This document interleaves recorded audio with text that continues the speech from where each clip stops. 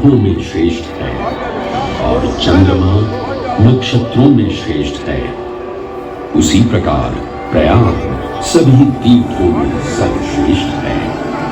पद्म पुराण में वर्णित ये श्लोक जिस तरह प्रयाग की विशेषता को दर्शाता है, उसी तरह इस पावन क्षेत्र में आदेश है। मैं यज्ञ करने हेतु इस सृष्टि में एक ऐसा स्थान ढूंढ रहा हूं जो दिव्यता और पवित्रता की दृष्टि से सर्वोत्तम हो। क्या आप मुझे ऐसा कोई उपयुक्त स्थान बता सकते हैं जो सभी तीर्थों में सर्वश्रेष्ठ हो? जगत रचयिता को मेरा प्रणाम। भगवान, मैं धन्य हूं कि आपने मुझे इस योग्य समझा। क्यों ना आप स्वयं ही सभी पवित्र स्थानों का मूल्यांकन करें। ऐसा कीजिए, आप तुला के एक पलड़े पर सप्तपुरियों को रखिए और दूसरे पलड़े पर भगवान विष्णु के स्थायी निवास प्रयाग को रखिए, जिसका भार सबसे अधिक आए। मेरे विचार में वही सर्वश्रेष्ठ तीर्थ होगा। इस मूल्यांकन के परिणाम स्वरूप प्रयाग का पलड़ा ही भारी रहा। इस तरह प्रयाग की प्रधानता सिद्ध हुई और तभी से इसे तीर्थों का राजा कहा जाने लगा। आज भी ऐसी मान्यता है कि भगवान ब्रह्मा ने गंगा नदी के पश्चिमी तट पर 10 अश्वमेध यज्ञ संपन्न किए थे। आज उस स्थान को हम दशाश्वमेध घाट के नाम से जानते हैं। भगवान ब्रह्मा के अलावा इंद्रदेव, वरुण देव एवं सोमदेव ने भी प्रयाग क्षेत्र में ही भगवान विष्णु की आराधना करने हेतु ही श्री हरि का आशीर्वाद प्राप्त हुआ। प्रयाग शब्द में प्र का अर्थ है प्रकृष्ट और याग का अर्थ होता है यज्ञ। इसीलिए इन दो शब्दों से बना प्रयाग सबसे पवित्र स्थान माना जाता है। प्रयाग ही संसार में एकमात्र ऐसा पावन क्षेत्र है जहाँ 3 पवित्र नदियों का संगम होता है। इस संगम का भी एक अनूठा महत्व है।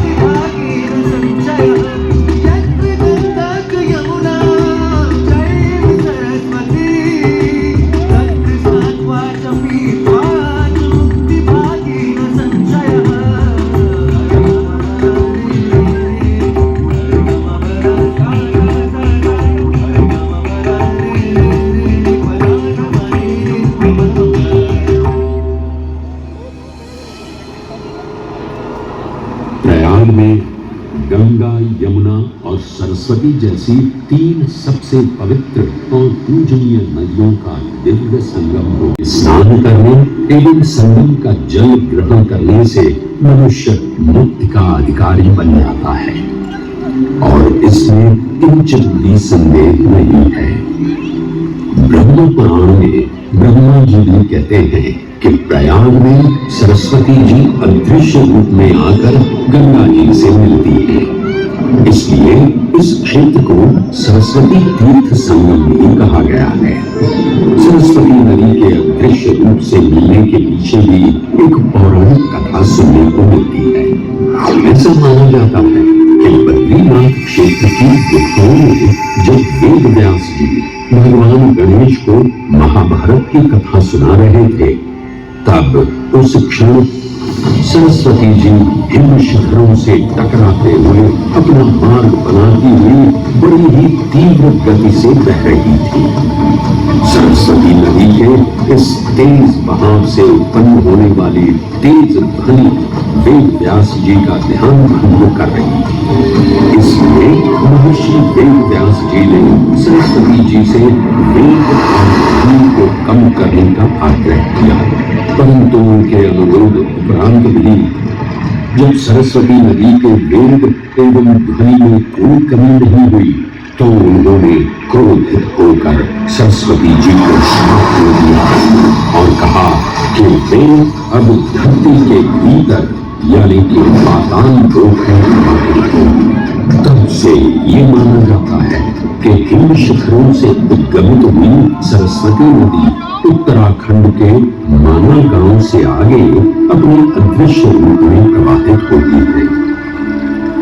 आगे चलकर यही अदृश्य रूपी मां सरस्वती प्रयागराज में गंगा एवं यमुना नदी से मिलकर त्रिवेणी संगम को पूर्ण करती है। ये प्रयाग नगरी पवित्रता का उद्गम है जिसके अंश हमें वेदों एवं पुराणों में भी मिलते हैं, जिनमें वर्णित है सुरों असुरों द्वारा हुआ संक्रमण था। अमृत प्राप्ति के लिए सुरों और असुरों ने एकजुट होकर क्षीर सागर का मंथन किया, जिसके संदर्भ में पुराणों में विभिन्न कथाएं देखने को मिलती हैं। उन्हीं कथाओं में एक कथा महर्षि दुर्वासा और इंद्रदेव से संबंधित है। इस कथा के अनुसार ऋषि दुर्वासा ने इंद्रदेव से प्रसन्न हो उन्हें पारिजात पुष्पों की एक दिव्य माला भेंट की, जिसे इंद्रदेव ने साधारण पुष्पों की माला समझ स्वयं धारण न कर उसे अपने वाहक गजराज ऐरावत के मस्तक पर रख दिया। पल भर में गजराज ने वो माला धरा पर गिरा उसे अपने पैरों तले रौंद दिया। ऋषि दुर्वासा से ये अपमान सहन न हुआ और उसी क्षण क्रोधित हो उन्होंने इंद्रदेव को श्राप दे दिया। ये अहंकारी इंद्र, तेरा इतना दुस्साहस कि तुमने मेरा अपमान किया। जिस वैभव एवं शौर्य पर तू इतरा रहा है, क्षण भर में ही तेरा ये वैभव, प्रतिष्ठा, शक्तियां सब नष्ट हो जाएंगी। मंत्री पुत्र दुर्वासा समस्त देवगणों को श्रीहीन होने का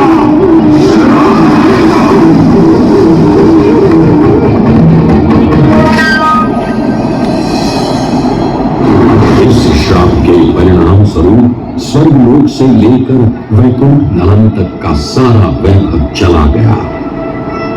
जहां स्वर्गलोक में सभी देवता अपना वैभव एवं शक्तियां खो चुके थे, वहीं वैकुंठ धाम में मां लक्ष्मी भी क्षीर सागर की गहराइयों में चली गई। उनके जाते ही सृष्टि का संतुलन बिगड़ने लगा एवं असुर राजा बलि ने तीनों लोक अपने अधीन कर लिए। ये सब देखकर सभी देवतागण अपने श्राप के निवारण हेतु भगवान विष्णु की शरण में जा पहुंचे और कहने लगे, हे पालनहार, हे स्वामी, अब आप ही हमें इस श्राप से मुक्त होने का मार्ग बता सकते हैं, अन्यथा हम अपनी शक्तियों से सदैव वंचित ही रहेंगे और युद्ध में कभी भी असुरों का सामना नहीं कर पाएंगे। देवराज, ऋषि दुर्वासा के श्राप से सभी देवतागण जीवन मृत्यु के काल चक्र में बंध चुके हैं। इस काल चक्र एवं श्राप से मुक्त होने के लिए अब केवल एक ही मार्ग शेष है और वो है समुद्र मंथन। इस समुद्र मंथन से निकलने वाले रत्न ही आपके खोए हुए यश, वैभव और कीर्ति को पुनः स्थापित करेंगे। परंतु आपको इस मंथन के लिए असुरों के बल की भी आवश्यकता होगी, क्योंकि उनके बिना यह समुद्र मंथन संभव नहीं है। जैसे आपकी आज्ञा प्रभु, हम असुरों के साथ समुद्र मंथन करने के लिए तैयार हैं। देवताओं और असुरों ने एकमुख होकर क्षीर सागर का मंथन करना स्वीकार किया। जहां मंदार पर्वत मथनी के रूप में आए तो वहीं वासुकी नाग को नेति की भूमिका मिली। भगवान विष्णु ने स्वयं कुर्म अवतार धारण कर मंदार पर्वत को उसका आधार प्रदान किया। क्षीर सागर को मथना शुरू किया गया और 14 रत्नों ने सबसे पहले हलाहल विष उत्पन्न हुआ। उस विष के प्रभाव को कोई भी देवता या असुर सहन करने में समर्थ नहीं थे। इस कालकूट विष से सृष्टि का विनाश हो सकता था। इसीलिए इस आपदा से बचाने स्वयं देवों के देव महादेव प्रकट हुए और उन्होंने इस विष का पान किया। ये सब देख मां पार्वती ने विष को भगवान शिव के कंठ तक ही रोक दिया। इस कालकूट विष के प्रभाव से महादेव का कंठ नीला पड़ गया और तभी से उन्हें नीलकंठ के नाम से भी जाना जाने लगा।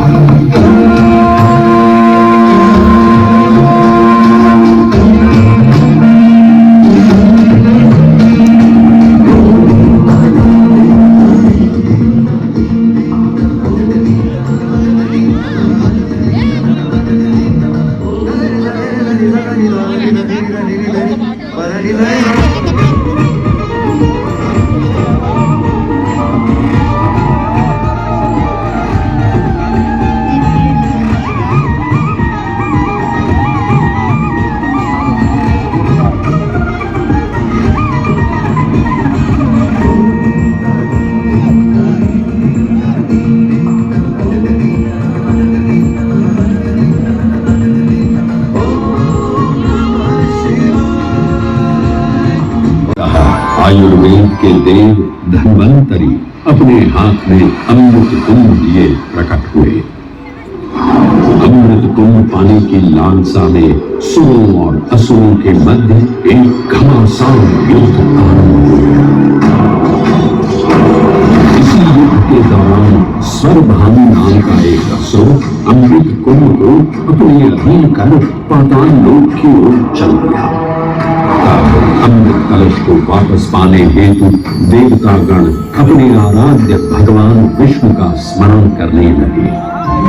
तदोपरांत भगवान विष्णु एक सुंदर अप्सरा मोहिनी का रूप धारण कर पाताल लोक पहुंचे, जिसे देख सभी असुर सम्मोहित होने लगे।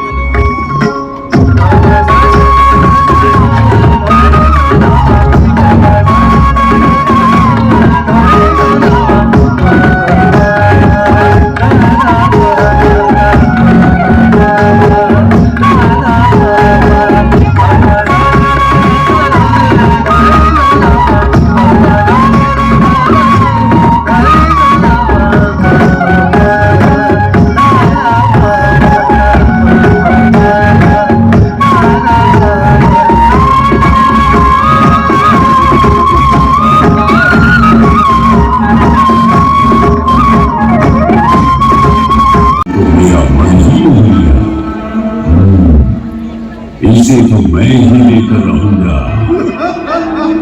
इस सुंदर अप्सरा ने तो हम सबको सम्मोहित कर दिया है। हे सुंदरी, तुम कौन हो और यहाँ क्यों आई हो?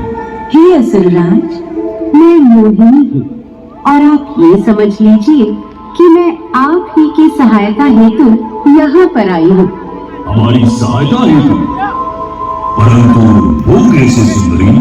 मैं आपको ये ज्ञात कराने आई हूँ कि अमृत की असली शक्ति और गुण तो कलश के तल में विद्यमान है, जबकि ऊपर तो केवल जल मात्र है, जिसके ग्रहण करने से ज्यादा कोई लाभ न होगा। आप सभी इस अमृत को देवताओं के साथ बांट लीजिए। आखिर आप सभी ऋषि कश्यप के ही तो पुत्र हैं। देवताओं के साथ अमृत बांटने से एक तो आपका वैभव बढ़ेगा और दूसरा जो अमृत का फलदायक भाग है उसे आप ही ग्रहण कर सकेंगे। हे मनमोहिनी, तुम सत्य ही कह रही हो, परंतु अगर हमने ये अमृत कलश देवताओं को दे दिया तो क्या पता वे सारा अमृत स्वयं ही ग्रहण करें और हम सभी असुर इससे वंचित ही रह जाएं। आप निश्चिंत रहिए, ऐसा कदापि नहीं होगा।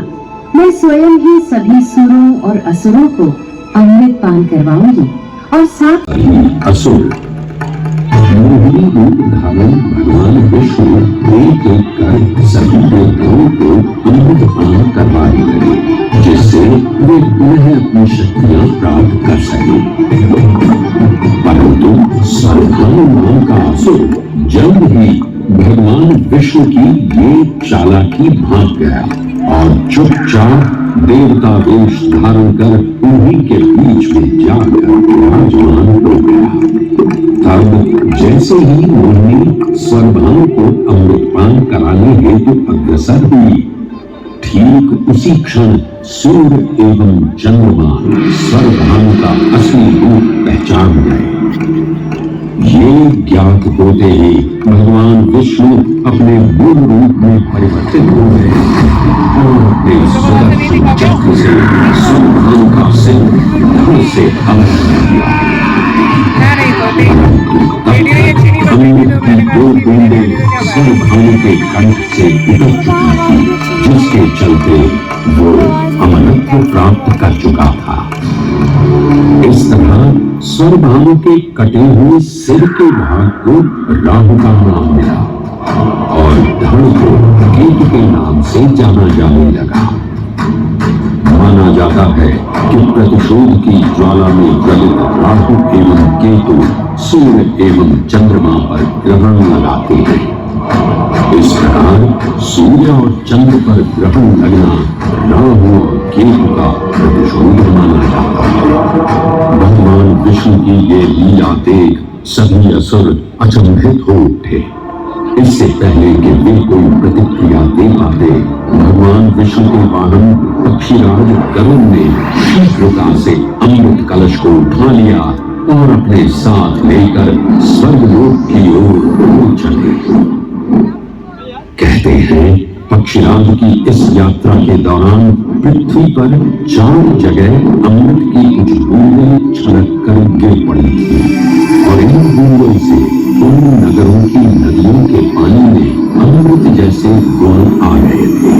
वे 4 स्थान हरिद्वार, प्रयाग, उज्जैन एवं नासिक है और यही कारण है कि इन 4 नगरों में कुंभ का पर्व मनाया जाता है। ऐसी मान्यता है कि एक दिव्य दिवस एक सांसारिक वर्ष के बराबर होता है और पक्षीराज गरुड़ की यात्रा में 12 दिन लगे थे। इसीलिए हर 12वें वर्ष में कुंभ पर्व मनाया जाता है।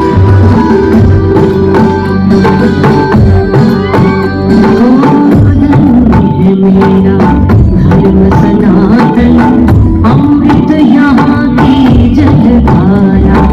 धन्य है मेरा धर्म सनातन, अमृत यहाँ की जलधारा। समागम खुशियों का जय जयकारा, खुशियों का जय जयकारा।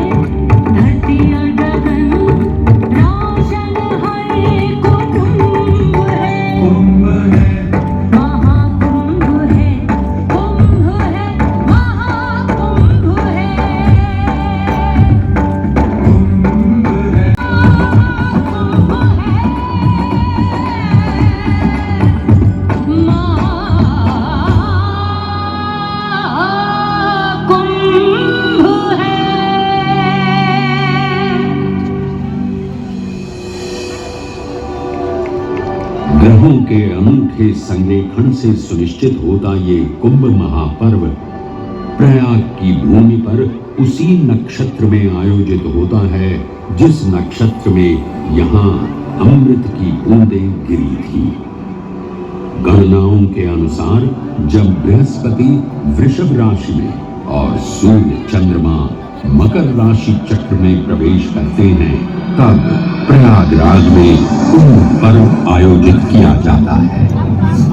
सनातन धर्म की प्राचीनतम धरोहर माना जाने वाला ये कुंभ पर्व भारत की नहीं बल्कि विश्व भर से आए करोड़ों श्रद्धालुओं का स्वागत करता है। कुंभ पर्व केवल एक पर्व ही नहीं बल्कि एक तीर्थ का अवसर भी है जहां लाखों करोड़ों श्रद्धालु कल्पवास के नियमों का पालन करते हैं। पौष पूर्णिमा से लेकर माघ पूर्णिमा तक चलने वाले कल्पवास के दौरान तीर्थालु सांसारिक सुखों को त्याग कर तपस्वी संतों की तरह कुटिया में रहते हैं। उनकी दिनचर्या ब्रह्म मुहूर्त में गंगा स्नान से शुरू हो संध्या वंदना और भजन कीर्तन जैसे आध्यात्मिक कार्यों के साथ रात्रि तक समाप्त होती है। श्रद्धालु दिन में केवल एक ही बार भोजन ग्रहण कर मानसिक रूप से धैर्य, अहिंसा और भक्ति भाव में लिप्त रहते हैं। ऐसी मान्यता है कि जो कल्पवासी मोक्ष की अभिलाषा लिए कुंभ पर्व में कल्पवास के नियमों का पालन करते हैं उन्हें मोक्ष अवश्य ही प्राप्त होता है। पारंपरिक रूप से इस आध्यात्मिक पर्व की औपचारिक शुरुआत का श्रेय 8वीं शताब्दी के हिंदू दार्शनिक और संत आदि शंकराचार्य को दिया जाता है। उन्होंने न केवल 4 पवित्र मठों पुरी, श्रृंगेरी, द्वारका और बद्रीनाथ की स्थापना की थी बल्कि सन्यासी परंपरा को जीवित रखने हेतु 10वां सन्यासी व्यवस्था का गठन भी किया था जिसके अंतर्गत निर्वाण, अटल, निरंजनी, आनंद, जूना आदि 7 नामक 7 अखाड़े निर्मित हुए। आज इस दौर में कुंभ पर्व की महत्ता का अनुमान इसी बात से लगाया जा सकता है कि यूनेस्को द्वारा मानवता की अमूर्त सांस्कृतिक विरासत की प्रतिनिधि सूची में इस पर्व को शामिल किया गया है।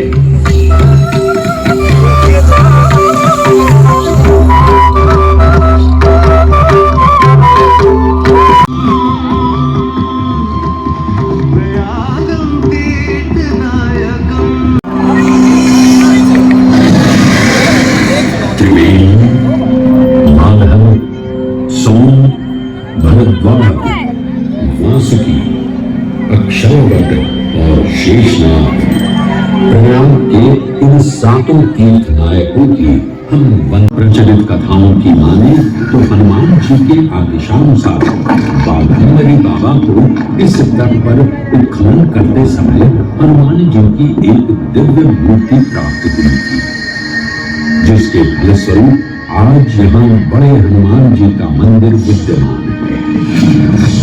इस चमत्कार से विस्मयाभिभूत हुए बाबा बाघंबरी ने हनुमान जी की सेवा में अपना जीवन समर्पित कर दिया।